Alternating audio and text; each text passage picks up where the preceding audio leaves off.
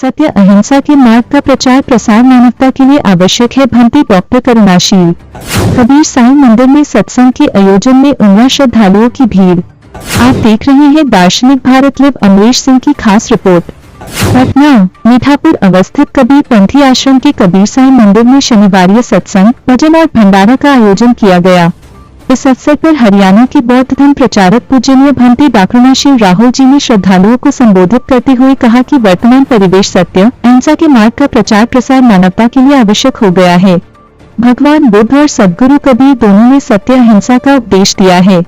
भगवान बुद्ध ने 5 प्रकार के शील को जीवन में धारण करने की शिक्षा दी। ये 5 शील है: किसी भी प्राणी को कष्ट नहीं देना, हिंसा नहीं करना, झूठ नहीं बोलना, चोरी नहीं करना, नशा नहीं करना, व्यभिचार नहीं करना। आज समाज में शील गुणों के अभाव में ही दुख क्लेश बढ़ रहा है। सद्गुरु कबीर साहब भी कहते हैं, सांझ बराबर तप नहीं, झूठ बराबर पाप। जाका हृदय सांझ है, ताका हृदय आप। इसके पूर्व भारत तिब्बत सीमा पुलिस महानिरीक्षक नरेंद्र सिंह ने सत्संग का उद्घाटन करते हुए कहा कि अपराध मुक्त समाज निर्माण के लिए भगवान बुद्ध और सद्गुरु कबीर के उपदेशों को अधिक से अधिक लोगों तक पहुंचाने की जरूरत है। भगवान बुद्ध का त्रिसरण, पंचशील और अष्टांगिक मार्ग सभी प्रकार के दुखों से निवृत्ति का मार्ग दिखाता है। महंत ब्रजेश मुनि ने कहा कि भगवान बुद्ध ने यही बोधि वृक्ष के नीचे ज्ञान प्राप्त किया।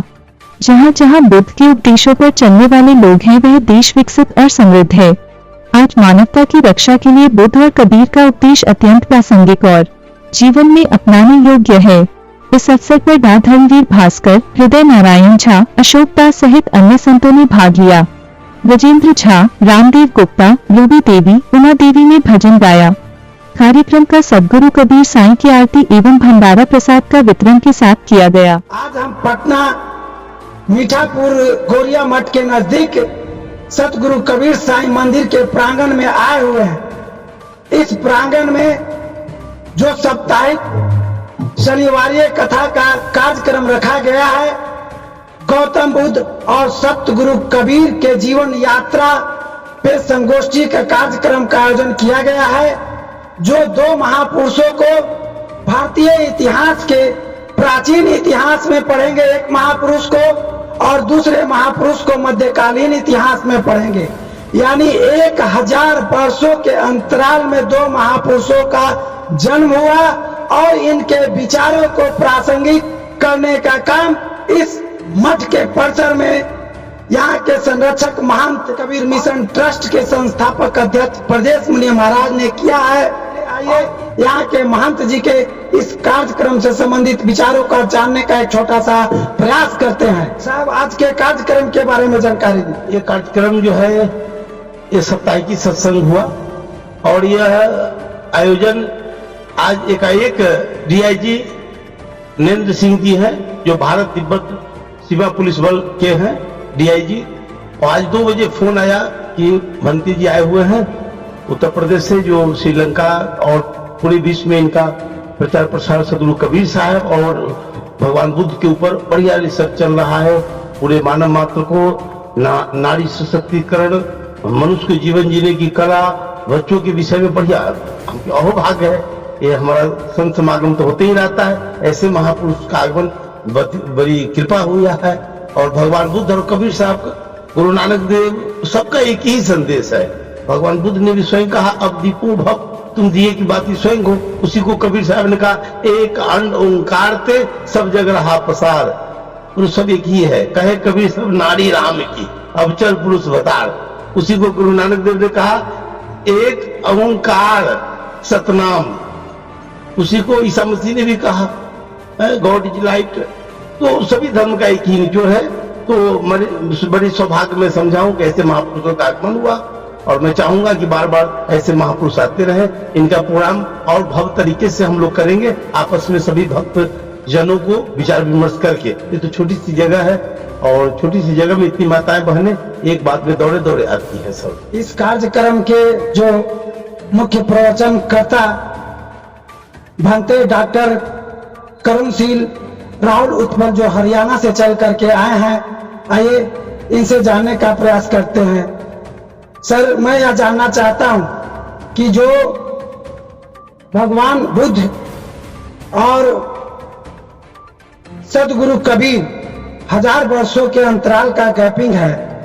इन दोनों के संदेशों को आप किस तरह से मानते हैं? चाहे महाकारुणिक बुद्ध की बात करें या सतगुरु कबीर साहब की बात करें, गुरु रविदास जी की बात करें, इन सबका एक मकसद रहा है मानव कल्याण की। जो अज्ञानता है, अंधविश्वास है, अंधश्रद्धा है, इसके कारण जो मनुष्य दुखी रहता है, तो वो किस प्रकार से इस अज्ञानता से, अंधविश्वास से बाहर निकले और जीवन में सुखी हो जाए।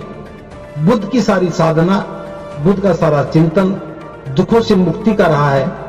और संत शिरोमणि या सतगुरु कबीर साहब और गुरु रविदास जी जितने भी महापुरुष हुए, उन सब ने भी लोगों को अज्ञानता से बाहर निकालने का काम। हम देखने में अंतर समझते हैं, लेकिन विचारधारा, कल्याण की विचारधारा, सच का साथ, सच का संग, ये सब एक ही बात है, एक ही विचार है।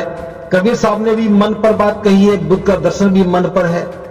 कबीर साहब ने भी मानवता के कल्याण की बात की, बुद्ध का दर्शन भी यही है। तो कोई बहुत बड़ा अंतर नहीं है, थोड़ा सा किन्हीं बिंदु पर हो सकता है, लेकिन जब हम मानव कल्याण की बात करें तो उसमें महापुरुषों का बराबर का योगदान है। तो इसलिए मुझे भी आज अवसर मिला महंत ब्रजेश मुनि जी के पास आने का, इनके आश्रम में आने का। इनमें जो सत्कार भावना है, जो श्रद्धा भावना है, बहुत महत्वपूर्ण है, बहुत अच्छी है।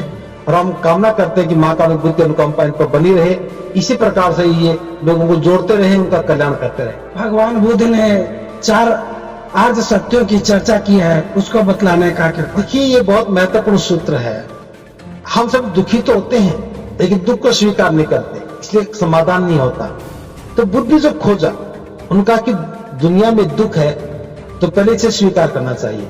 दूसरा, जो दुख है उसका कोई कारण है, बिना कारण के दुख नहीं हुआ, उसको जानना चाहिए।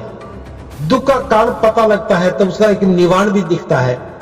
निवारण के बाद उस मार्ग पर चलना पड़ता है, यानी जो मार्ग है, रास्ता है उस दुख से बाहर निकलने का, उस चलना पड़ता है।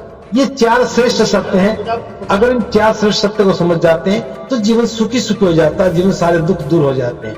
और मैं ये कहना चाहूंगा, आज जितना भी विज्ञान तरक्की कर रहा है, चाहे मेडिकल साइंस है, चाहे इंजीनियरिंग साइंस है, ये सारी इन 4 श्रेष्ठ सत्य पर आधारित। दोस्तों, आपने देखा कि इस कबीर साई मंदिर के प्रांगण में यहाँ भक्तों की जो जनसैलाब उमड़ा है, यह सत्य को जानने के लिए। आइए इसी तरह से फिर मिलते हैं अगले वीडियो में। जय हिंद।